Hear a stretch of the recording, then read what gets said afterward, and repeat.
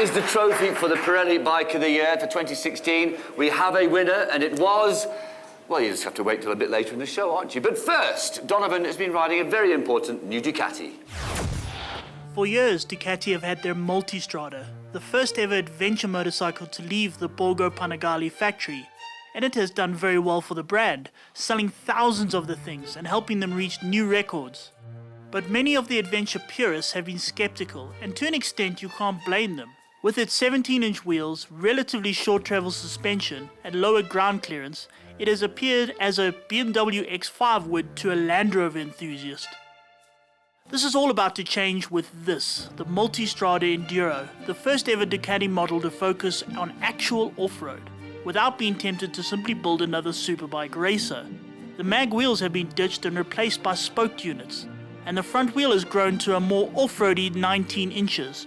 Plus the suspension travel, both front and rear, have been lifted to 200mm, which is nearly the top of its class. And of course it still keeps its famous skyhook automatic adjustment that reads the road as you go and adjusts accordingly. Naturally the adventurer wants to go the distance, thus the fuel tank has been increased to 30 litres, that, according to the factory, should reach more than 500 kilometres. Despite all this new off-roadiness, Ducati has resisted the temptation to fit what most manufacturers would call a more user-friendly engine, which is usually their excuse for taking a fun engine and ruining it by taking all the horsepowers out. Instead, they have stuck with their fire-breathing 160 horsepower twin motor, meaning riding it on roads like this is just as much fun as just about any superbike. And although it is now higher up with more suspension travel, the Skyhook sack suspension stops it from having that dreaded wallowing sponge cake feel that often happens when you raise a bike for off-road. It's unlikely to break any lap records on any tar circuit soon, but it is far from incapable.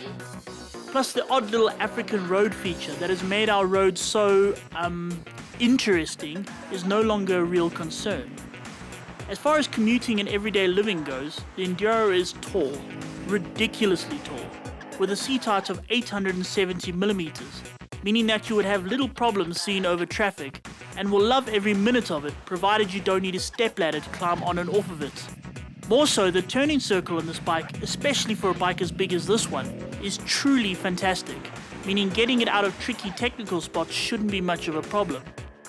Of course, the Enduro also keeps things civilized with a host of their electronic gadgetry, like their riding modes, traction control, ABS, cornering lights, wheelie control, cruise control, a keyless ignition, a full color dash, one of those Bluetooth things that connects to your phone, and the usual lengthy list of acronyms.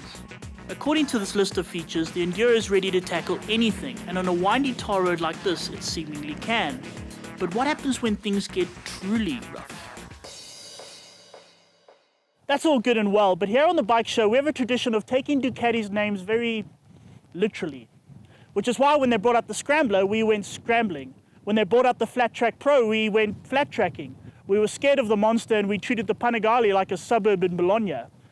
Now, Ducati have gone and called this Multistrada the Enduro. I think you know where we're going with this, which is why we're here at the Chimes Mine Dumps, and the crazy maniac we've got to attempt this, well, our good old friend, Grant Frerichs.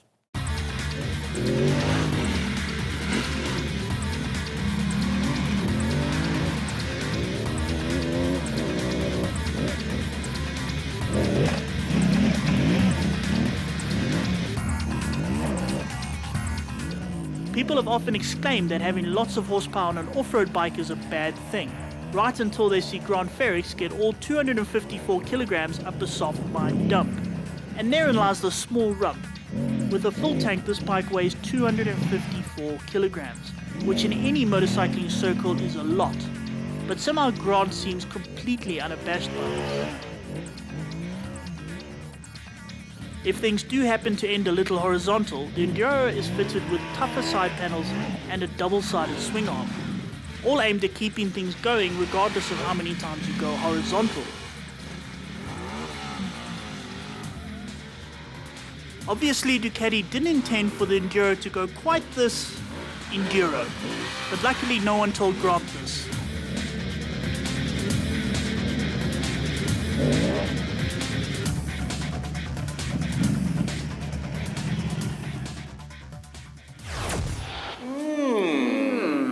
That's very interesting. Just on that last point, though, I'm pretty sure you could stick Grant on a Goldwing and he'd make it look good up down there. I'm quite certain you could put him on like a ship, stick him on off-road jacket. Yeah, Okay, so let's cut straight to the chase. Can you get up the old spec sheet? I'm dying to see. Oh, they're 4.5 out of a possible 5. Yes. I rode this on the Bike of the Year recently, and we'll touch on that later. I thought it was brilliant. I didn't take it off-road, I'll be honest, but it was a brilliant road bike.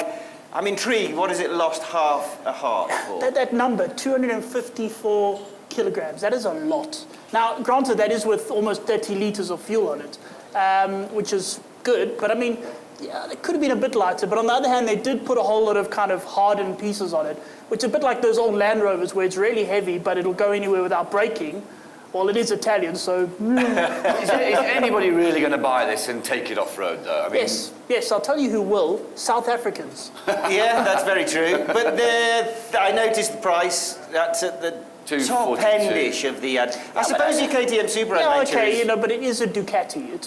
They're supposed to be more expensive. That way the owners can rock up next to a BMW or KTM and go... And feel superior. But then that begs the question again about taking it off-road. If you drop this thing off-road, that's it's not going to be cheap, is it? and there's a distinct lack of crash bars, isn't there? So you'd have to add another 20 grand for a crash bar set. Yeah, but it looks cool.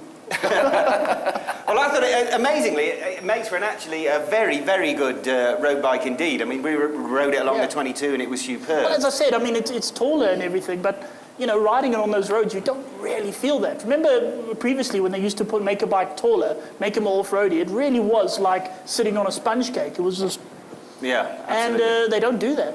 Okay, this begs the question. This was actually a bit of a dark horse for this year's Pirelli Bike of the Year competition, yet it did not really feature, did it? It didn't, no. Why do we think that is? Well, it was up against the Africa Twin and the Triumph Tiger Explorer. Yeah, okay, granted, this is the most, shall we say, competitive class in the whole world. Yes, adventure bikes at the moment. You need to adventure be bikes is the special. MotoGP of classes in motorcycling. Yes, it is, you know yeah, what I mean? undoubtedly. So the fact that it didn't feature doesn't mean much. It's like coming 5th on a MotoGP. You're still, Yes, still a superstar. Yeah. Okay, well, we'll be talking more about the Pirelli Bike of the Year after the break, so join us then.